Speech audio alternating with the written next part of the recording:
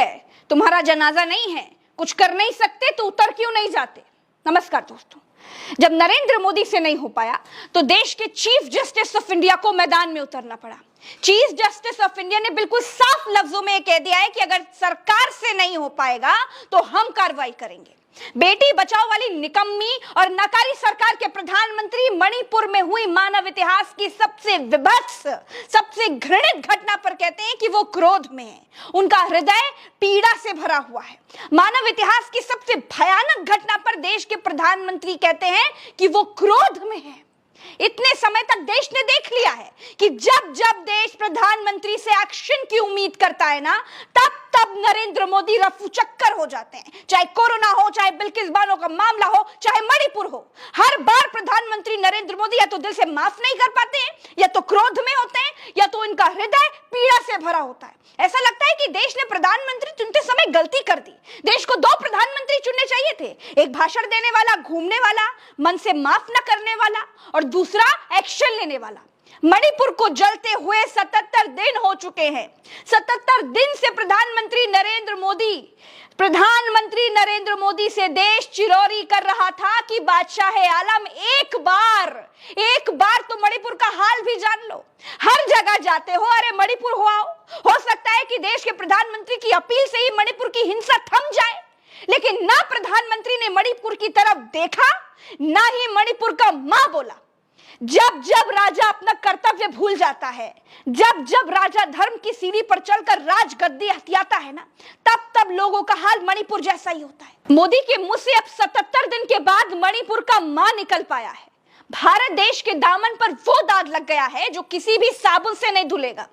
मानव इतिहास की सबसे विभत्स घटना मणिपुर में घटित हुई है। देश ने राजा को इसलिए चुना था कि राजा देश चलाएगा, लेकिन राजा पार्टी चलाने लगा।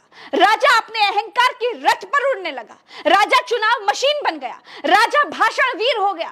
राजा को दिखास और छपास के रोग ने घेर लिया। राजा को प्रजा से अब कोई मतलब ही नहीं रह गया है। बेटी बचाओ का वचन देखते ही देखते सब हवा हो गया, और जिस राजा ने बेटी बचाने की कसम खाई थी, उसी राजा के राज में मानव इतिहास की सबसे घृणित घटना हो गई।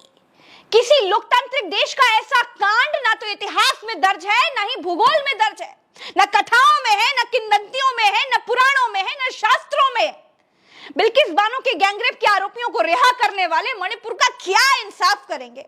कार्रवाई के लिए वीडियो वायरल होने का इंतजार करने वाली सरकारें क्या बेटियां बचाएंगी। हम शर्मिंदा हैं कि इतना सब होने के बाद भी डबल इंजन की सरकारें मणिपुर में चल रही हैं। हैरानगी इस बात की भी है कि राष्ट्रपति का होना ना होना सब बराबर है। प्रधानमंत्री तो भाषण देने और रेडियो पर बोलने के लिए ही रखे गए, ऐसा लगता है। बाल एवं विकास मंत्री अमेठी और राहुल गांधी से ज्यादा कुछ बोलती ही नहीं है। कभी सिलेंडर लेकर धरती हिला देने वाली स्मृति ईरानी ने कहा है कि बीरेन सिंह जी से बात की है।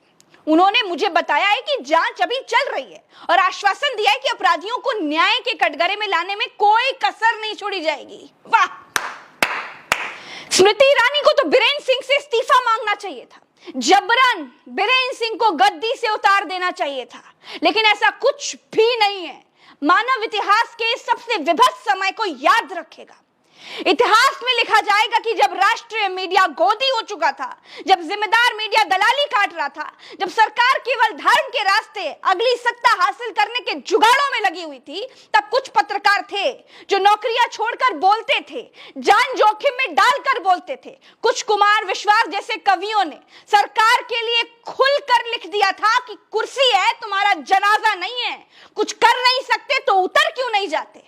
नमस्कार, चैनल सब्सक्राइब करने के लिए बिल्कुल नहीं कहूंगी, क्योंकि जिस देश में बेटियों की ये हालत है, उस देश में एक बेटी का चैनल सब्सक्राइब करके आप क्या ही कर देंगे। जय हिंद।